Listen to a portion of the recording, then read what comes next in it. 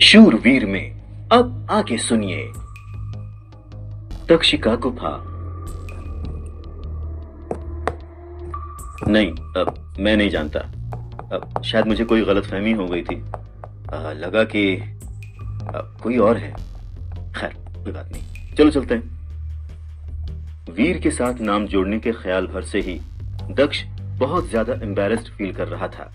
इसलिए अपने साथियों से झूठ बोलकर दक्ष वीर को बिना हेलो बोले ही वहां से चला जाता है। दक्ष को इस तरह से अपने साथियों से झूठ बोलता देखकर वीर राहत की सांस लेता है। कहीं ना कहीं उसे हंसी भी आ जाती है। दक्ष की शक्ल साफ बता रही थी कि वो झूठ बोल रहा था। पता नहीं देव आश्रम के इन समझदार लोगों ने उसका ये झूठ पकड़ा कैसे नहीं। खैर, मुझे क्या, अच्छा ही है कि दक्ष ने खुद मुझे पहचानने से इनकार कर दिया। जितना मैं दक्ष को जानता हूं, मेरे सनकी होने के स्टेटस की वजह से अब वो मेरी जासूसी करने की तो सोचेगा भी नहीं। अच्छा ही है, दक्ष खुद ही मुझसे दूर रहेगा, और जब उसे ही मुझसे कोई मतलब नहीं है तो फिर मुझे भी उसके यहाँ होने से कोई परेशानी तो नहीं होनी चाहिए। और ना ही किसी को ये बताने की जरूरत भी है कि दक्ष मेरा कजन है और वो झूठ बोल रहा है। जैसे कि सब मेरी बात पर विश्वास कर ही लेंगे। चलो, कम से कम सनकी नाम से पॉपुलर होने का कुछ तो फायदा हुआ। वीर ने मुस्कुराते हुए सोचा और एलियन का शिकार करने के लिए निकल गया। पिछली बार की तरह इस बार भी वीर ने एक प्राइमरी एलियन का शिकार करके काले क्रिस्टल की मदद से उसे एक म्यूटेंट या स्केयर्ड सेक्रेड ब्लड एलियन में बदलने का डिसाइड किया। वैसे प्रेफरेंस तो उसकी एक प्राइमरी एलियन को सेक्रेड एलियन में बदलने की ही थी। फिर भी पिछली बार उसने एक प्राइमरी एलियन को म्यूटेंट एलियन में बदलने में करीब 15 दिन लगा दिए थे। इसलिए इस बार वीर ये जानने के लिए बहुत ही क्यूरियस था कि एक प्राइमरी एलियन को सेक्रेड ब्लड एलियन में बदलने में कितना समय लगता है। वैसे भी इस वक्त उसे एक सेक्रेड ब्लड एलियन का शिकार करने की जरूरत ज्यादा थी, तभी वो ज्यादा से ज्यादा सेक्रेड जीन पॉइंट्स हासिल करके फिजिकल डेवलपमेंट की फर्स्ट लेवल पार कर सकता था। पर यह इतना आसान भी नहीं था। एक जंगली म्यूटेंट एलियन का शिकार करना फिर भी काफी आसान है, लेकिन एक सेक्रेड ब्लड एलियन का शिकार करना लगभग नामुमकिन होता है। एग्जाम्पल के तौर पर उस पहाड़ी वाले सेक्रेड ब्लड एलियन को ही ले लो। अगर उस दिन वो एलियन ग्रैंड मास्टर के हाथों इतनी बुरी तरह से जख्मी ना हुआ होता तो वीर उसे कभी नहीं मार पाता। इसीलिए किसी सेक्रेड ब्लड एलियन का शिकार करने की कोशिश करके अपनी जान खतरे में डालने के मुकाबले वीर को एक प्राइमरी एलियन को म्यूटेंट या सेक्रेड ब्लड एलियन में बदलना ज्यादा आसान लगता है। तो इसीलिए आज उसने सोचा कि पहाड़ों की तरफ जाया जाए, क्योंकि तांबे के दांत वाले गैंडों का शिकार करके वो पहले ही बहुत ज्यादा खास जीन पॉइंट्स हासिल कर चुका था। इसलिए अब वो इन गैंडों का और ज्यादा शिकार नहीं कर सकता था और ना ही वो करना चाहता था। बस यही वजह थी कि इस बार वो किसी दूसरे प्राइमरी एलियन की तलाश में निकला था।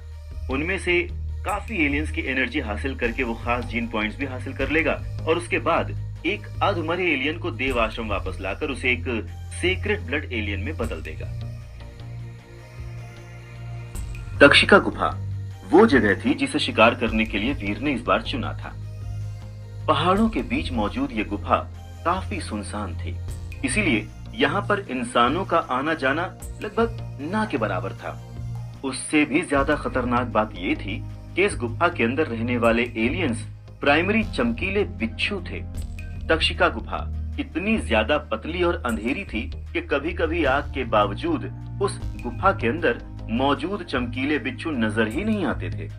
अगर एक बार इन बिच्छुओं ने डंक मार दिया तो बस 3 से 5 मिनट में ही इंसान की मौत हो जाती है।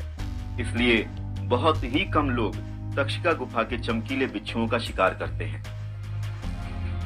पर वीर के साथ ऐसी कोई प्रॉब्लम नहीं थी। अब जब उसके पास सीक्रेट ब्लड डेविल सोल है, तब वो किसी भी चीज का सामना कर सकता है। ये चमकीले बिच्छू उसे कोई नुकसान नहीं पहुंचा पाएंगे। चमकीले बिच्छू चुनने के पीछे वीर की अपनी वजह थी। पहली ये कि इस गुफा में वो बाहर के लोगों से आसानी से छुप सकता है, और दूसरी वजह ये कि एक चमकीला बिच्छू सिर्फ एक मुट्ठी के बराबर होता है, तो वीर के लिए उनकी बॉडीज को देव आश्रम ले जाना बहुत ही आसान रहेगा। अच्छा, तीसरी वजह ये कि अगर उसकी किस्मत अच्छी रही और उसके हाथ चमकीले बिच्छू की डेविल सोल लग गई, तब तो उसकी लॉटरी लग जानी है। चमकीले बिच्छुओं की डेविल सोल से बना हथियार एक मिलिट्री नाइफ के जैसा है जो बहुत ही शार्प और जहरीला होता है। इसीलिए एक प्राइमरी डेविल सोल होने के बावजूद इसकी कीमत एक म्यूटेंट डेविल सोल के बराबर है। गुफा के पास पहुंचकर वीर ने अपने आसपास देखा और जब एक बार उसे इस बात का विश्वास हो गया कि आसपास कोई नहीं है तो उसने तुरंत ही अपना सुनहरा कवच पहन लिया और गुफा के अंदर चला गया। अब क्योंकि देवाश्रम में अभी भी लाइट के मॉडर्न तरीके शुरू नहीं हुए थे, इसीलिए वीर को मशाल का इस्तेमाल करना पड़ रहा था। लेकिन बावजूद इसके मशाल से भी वो बस कुछ ही फीट दूर तक देख पा रहा था। उस पर से जब पत्थरों के माइका से लाइट रिफ्लेक्ट हो रही थी तब तो उसके लिए छुपे हुए बिच्छुओं को देखना और ज्यादा मुश्किल हो रहा था। अचानक एक टन की आवाज के साथ वीर को महसूस हुआ कि उसके पैरों से कोई चीज टकराई है।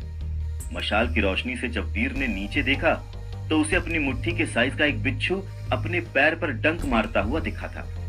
फॉर्चुनेटली वीर के पैर भी कवच से ढके हुए थे, इसीलिए बिच्छू के डंक से उसे बिल्कुल भी चोट नहीं आई। उल्टा उसने खुद उस चमकीले बिच्छू को अपने पैर से मसल कर मार डाला। उस चमकीले बिच्छू के मरते ही वीर के सामने उसकी पावर स्क्रीन आ गई जिस पर लिखा था, प्राइमरी एलियन चमकीला बिच्छू मारा गया। आपको कोई डेविल सोल हासिल नहीं हुई है। 0 से 10 प्राइमरी जीन पॉइंट्स हासिल करने के लिए इसकी एनर्जी हासिल करें। वीर ने जब उस मरे हुए चमकीले बिच्छू को जमीन से उठाया तो वो बहुत ही हल्का लग रहा था। उसने उसे अपने बैग में रखकर गुफा के अंदर की तरफ आगे बढ़ना शुरू किया। सुनहरे कवच की प्रोटेक्शन के साथ वीर को रास्ते में जो भी चमकीला बिच्छू मिला वो उसे मारता चला गया और तकरीबन 1 घंटे के बाद उसके बैग में करीब 100 चमकीले बिच्छू इकट्ठा हो गए थे। अपनी तो जैसे तैसे थोड़ी ऐसे या वैसे आपका क्या होगा जनाबे अली, हैं बिच्छुओं, क्या होगा तुम्हारा? बस इसी तरह से गाना गाते हुए वीर उन चमकीले बिच्छुओं को मारता चला जा रहा था और अपने बैग में इकट्ठा करता चला जा रहा था। उसे देख के तो ऐसा लग रहा था जैसे इन बिच्छुओं को मारने में उसे जरा सी भी तकलीफ नहीं हो रही है, उल्टा मजा आ रहा है। और जिस तरह से वो ये गाना गाते हुए बिच्छुओं को मार रहा था उससे ऐसा लग रहा था कि वो किसी फिल्म का हीरो हो जो गाना गाते गाते विलेंस को मार रहा हो। ये फीलिंग भी कमाल की थी। कुछ महीनों पहले तक तो वो ऐसे एलियंस के आसपास जाने से भी डरता था और आज देखो वो गाना गा रहा है और इन चमकीले बिच्छुओं को मार भी रहा है। डॉलर! अचानक से अपना नाम सुनकर वीर चौंक जाता है। डॉलर? यानी कि मेरा नाम किसने बुलाया यहाँ पर? कौन है ऐसा यहाँ पर जो मुझे जानता है? क्या कोई मेरा पीछा कर रहा था? पर कौन? और सबसे बड़ी बात, ये आदमी दोस्त है या दुश्मन, मुझे तो पता ही नहीं है। वीर के मन में कई सवाल चल रहे थे पर उसके पास उसके किसी भी सवाल का कोई जवाब नहीं था। तक्षका गुफा के अंदर किसी इंसान का होना और उससे भी ज्यादा हैरानी की बात उस इंसान का वीर को डॉलर के रूप में पहचानना, दोनों ही सिचुएशन वीर के लिए खतरे से खाली नहीं थी। अवनी? वीर के कभी सपने में भी नहीं आया होगा कि गुफा के अंदर उसका सामना अवनी शेरगिल से होगा, पर सवाल यह था कि अवनी यहाँ पर कर क्या रही थी?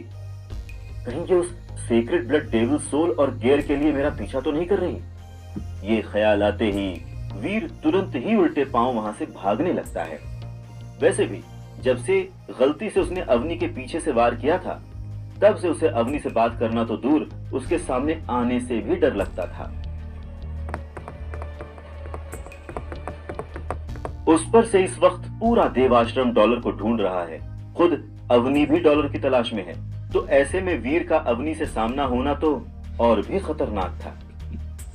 नहीं रुको, सुनो, देखो, मुझे तुम्हारे और ग्रैंड मास्टर की दुश्मनी से कोई फर्क नहीं पड़ता और ना ही मैं तुम्हें कोई नुकसान पहुंचाना चाहती हूँ। वैसे भी इस वक्त मैं जिस हालत में हूँ उसमें मैं अगर चाहूं तो भी तुम्हें कुछ नुकसान नहीं पहुंचा सकती, इसलिए प्लीज रुक जाओ, सुनो, भागो मत। वीर को भागता हुआ देखकर अवनी जल्दी जल्दी से रोकते हुए चिल्लाने लगी। अवनी की बात सुनकर वीर के कदम वहीं के वहीं रुक गए और जब वो अवनी की तरफ मुड़ा तो उसने देखा कि अवनी की एड़ी पूरी तरह से जख्मी और सूजी हुई थी। वीर को यह समझते देर नहीं लगी कि अवनी को किसी जहरीले बिच्छू ने डंक मार दी है